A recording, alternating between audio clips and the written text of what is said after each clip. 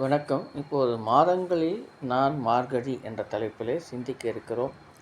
12 மாதங்களில் மிகவும் ஏற்றமான மாதம் மார்கழி.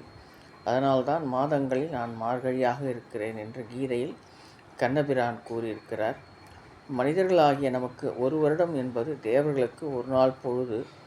தை முதல் ஆனி வரை உத்தராயண புண்ணிய காலம் எனவும், ஆடி முதல் மார்கழி வரை இரவு புண்ணிய காலம் என்றும் சொல்லப்படுகிறது. அதன்படி தேவர்களுக்கு இரவு காலம் முடிகின்ற வைகறை காலமே மார்கழி மாதமாகும்.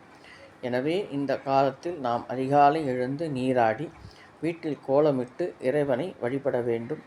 மார்கழி மாதத்தில் 12 ஆழ்வார்களில் ஒரே பெண் ஆழ்வாரான ஆண்டாள் நாச்சியார் அந்த பரந்தாமனான நாராயணனை அடைய பாவை நோன்பிருந்து 30 பாடல்களால் திருப்பாவையை அருளிச் செய்தார். இதுபோலவே மணிவாசகர் திருவெம்பாவை அருளிச் செய்து சிவபெருமானை அடைய வழி செய்தார்.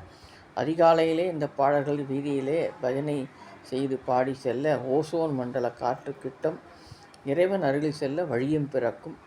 மார்கழி மாதத்தை பீடை மாதம் என்று சொல்லி அம்மாதத்தில் சிலர் சுபகாரியங்களை செய்வதில்லை. இது பீடையல்ல, பீடுடைய மாதம் என்பது உயர்ந்த பொருளை தருவது. அதாவது இறைவனை வழிபட உயர்ந்த மாதமாக இது விளங்குகிறது. இதில் உலகில் இன்பங்களுக்கான விஷயங்களில் ஈடுபடக்கூடாது என்பதற்காக பெரியவர்கள் இப்படி வழிவகுத்தார்கள்.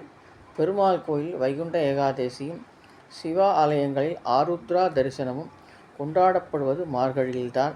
சொல்லின் செல்வன் அனுமனும், சாக்கிய நாயனார், சடையநாயனார் என்கின்ற சைவ நாயன்மார்களும், தொண்டரடி பொடியாழ்வார் என்ற வைணவ ஆழ்வாரும் அவதரித்தது இந்த மார்கழி மாதத்தில்தான். மகிமைமிக்க மார்கழி மாதத்தில் ஓங்கி உலகளந்த உத்தமன் பேர் பாடுவோம், நீங்காத பேறு பெறுவோம். நன்றி.